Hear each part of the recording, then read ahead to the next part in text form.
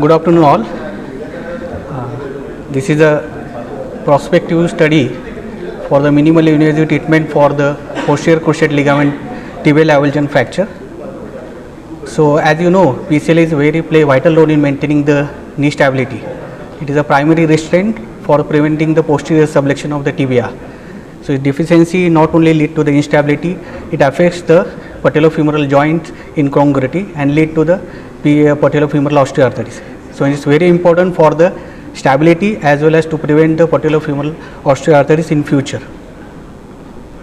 So, displaced avulsion fracture of PCL always need a surgical interventions. There are several studies like open, arthroscopic. So, what I propose is operated PCL avulsion fracture by using minimally invasive with the posterior medial open approach. I think you have seen little bit of it now. So, this approach provides adequate visualization of surgical site. It differentiation and protection of the neurovascular component of the knee and anatomical fixation leading to the compression at the fracture site with the use of lag screw. The stable fixation is obtained of the fracture, so we can start immediate early range of motion. So, aim of study was to describe this minimal invasive approach and assess our clinical and functional outcome supporting this approach for the treatment of the tibial avulsion fracture of the PCL. So, this study carried out from the April 2012 to 2021. Total 250 cases were studied. Diagnosis was confirmed by the clinical examination like anterior posterior drawer test, anterior posterior latchman test, valgus and varus at 30 degree of flexion and extension, and dial test to at 30 degree and 90 degree to assess the posterolateral corner. So, positive posterior latchman, posterior drawer and dial test positive at the posterior 90 degree is our candidate to select. So, radiologically X-ray of knee joint in AP and lateral view and MRI to assess the concomitant bony capsule or any other ligament injury on the same knee. So, our selection criteria was the isolated tibial avulsion fracture. Patient with other significant ligament injury of ipsilateral knee were excluded because that we treated arthroscopically. Only isolated tibial avulsion fracture in which we selected for this case. So, all patients operated under spinal anesthesia and pneumatic tourniquet. All patients were put in the prone position. It is the posterior medial approach. Incision was approximately 3 to 4 centimeter, and as I think previous lecture you have seen this approach, but it is just part of it. Is interval between the semimembranosus and medial head of the gastrocnemius muscle. So, medial head of the gastrocnemius muscle is retracted laterally to protect the neurovascular structure, and that exposes the posterior medial capsule and the oblique popliteal ligament.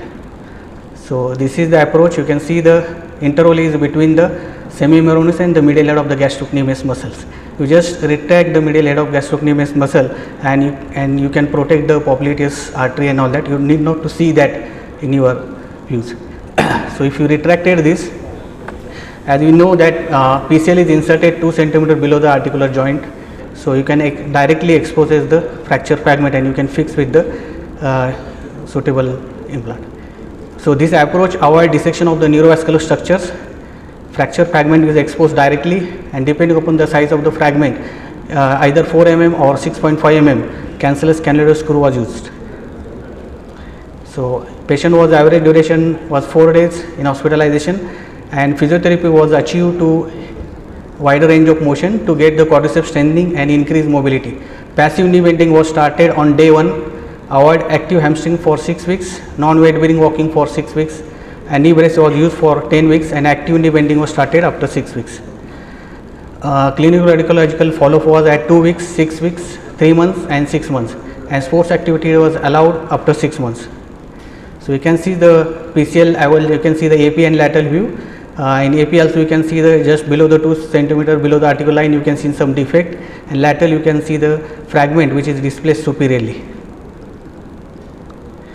Same on the MRI, you can see you can trace the PCL which is attached from the femoral side. If you go to the down toward the tibial side, you can see the PCL fragment which is avulsed. So, this is the incision. You take the 3 centimeter, you can take even shorter that 3 centimeter incision. You cut skin, subcutaneous tissue and fascia. Just after cutting fascia, you just retract the medial head of the gastrocnemius and semitendinosus. You directly reach up to the posterior capsule or the popliteus muscle. You can incise it along the fibers, and directly you can expose to the fracture fragment, and you can assess the size of the PCL. You can put the Hohmann's retractor below the medial head of the gastrocnemius. That will take care of your the popliteus muscle. You need not to see and do anything. So you just find out the what is the size of the avulse fragment, and depending upon the size fragment you can fix either with the 4 mm or 6.5 screw. So this is the, you can put the guide wire, and on the guide wire,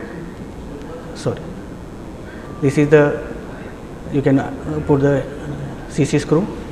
This is the final position after tightening of the screw. You can see the directly, you can see the compression site at the fracture site. So this is the final picture. This is the final after the closure. This is the post-op. This is 3 month post-op. It shows the complete union. 6 months post-op.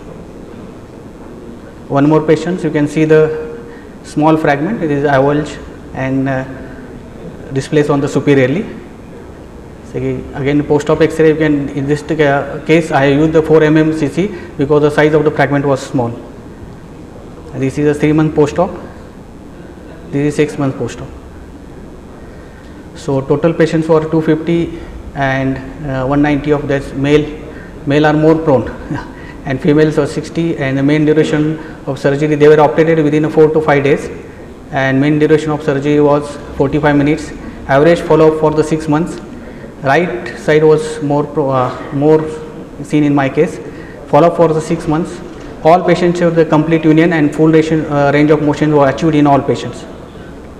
None of the patient had implant related problems. Only one patient underwent implant removal for her personal interest. No patient had PCL laxity. There is no neurological or vascular complication. Lysholm knee score used for subjective analysis was satisfactorily improved.